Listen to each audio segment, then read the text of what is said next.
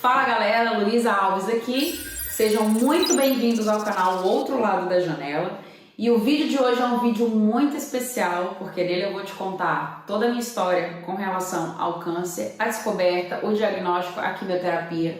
Só que antes de começar, eu já vou te pedir para você deixar o seu joinha, para você se inscrever aqui no canal e ativar o sininho das notificações, porque aqui eu posto muito conteúdo para realmente te ajudar. Então, bora pro vídeo.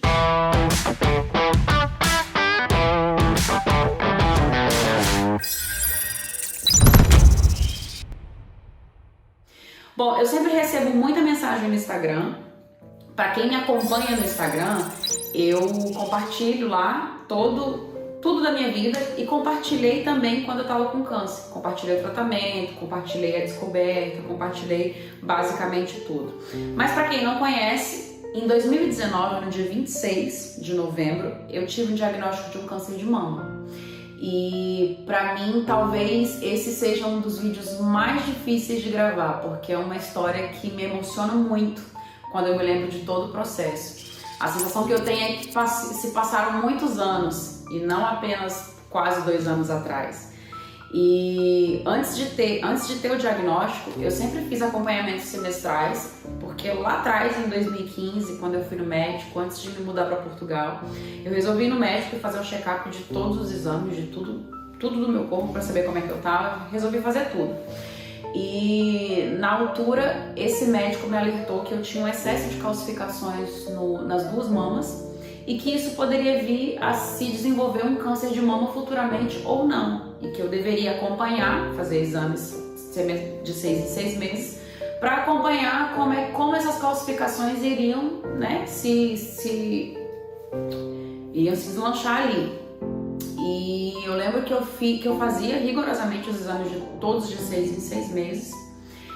E quando foi em junho de 2018, eu tava tomando banho e eu sempre tive o costume de fazer o autoexame na mama, de examinar e tudo. E eu senti um carocinho bem pequenininho nessa época.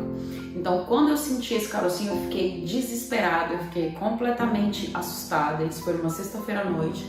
Então, passei o fim de semana muito angustiada. E quando foi na segunda-feira cedo, eu procurei um médico, eu fiz vários exames. E até então não era nada, o médico diziam que eram 4 nódulos que eu tinha, só que eu havia sentido só um. Só que eles tinham características benignas, mas que eu deveria acompanhar de 6 em 6 meses, e assim eu fiz. Sempre acompanhava de 6 em 6 meses. Quando foi em outubro de 2019, eu notei que ele estava maior e ele doía muito. Doía de forma que eu não conseguia deitar de bruços, muitas vezes não conseguia abraçar alguém assim muito forte, que eu sentia. E foi então que eu decidi procurar um médico antes do prazo dos 6 meses para refazer o exame. E nesse dia eu cheguei muito assustada no consultório. O médico olhou para mim e falou que realmente os 4 nódulos que eu tinha, eles haviam se juntado e tinham formado um só, e que as características teriam mudado e que eu deveria procurar um médico para poder investigar o que realmente se passava ali. Então, a partir desse momento começou a minha luta.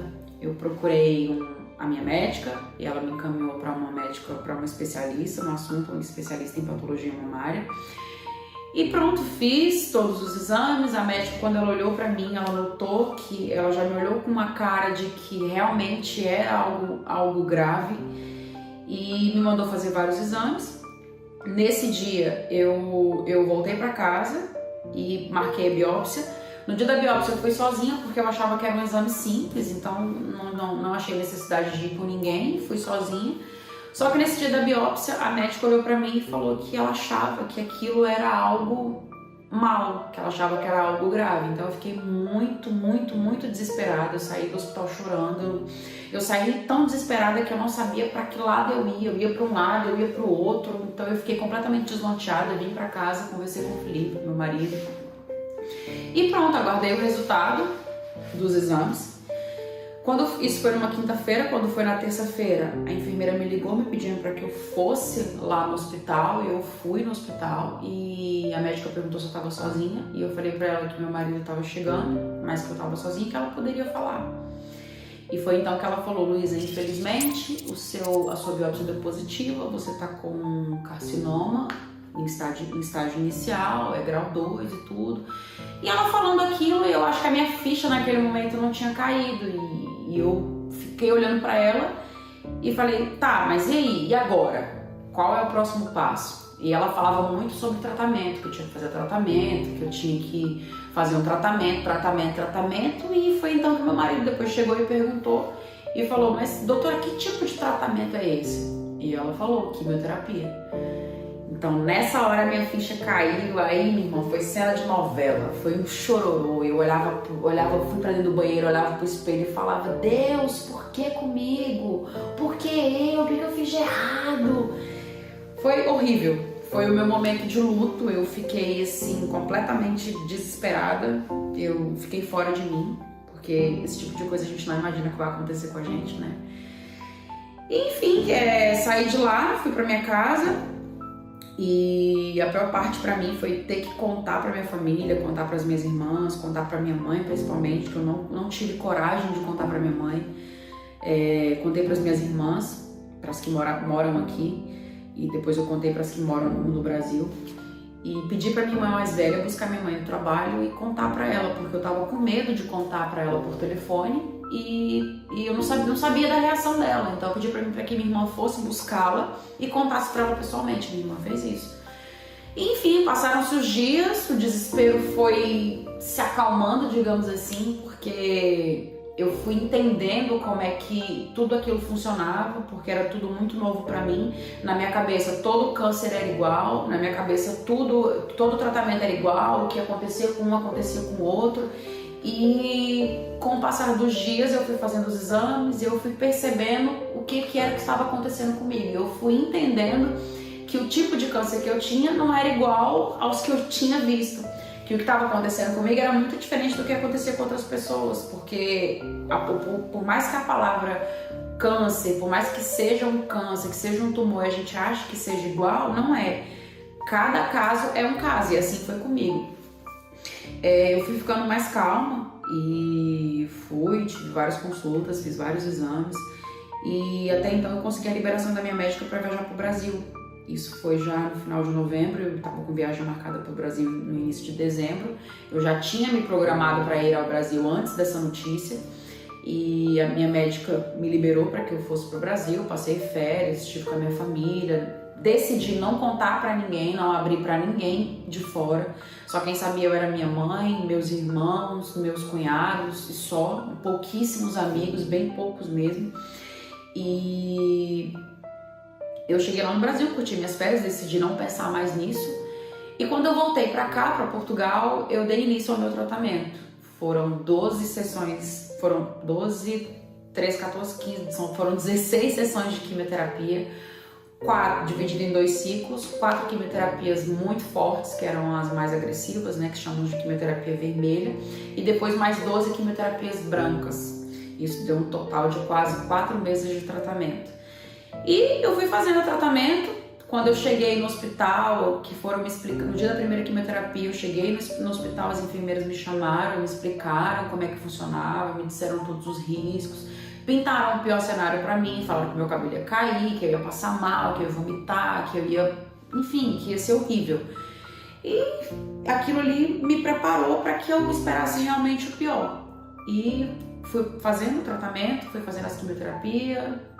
Nunca senti nada, nunca tive nenhum sintoma, nunca vomitei, nunca passei mal, nunca. O único efeito colateral que eu tive com a quimioterapia foi a queda do meu cabelo caiu todo, meu cabelo, minha sobrancelha, todos os pelos do meu corpo.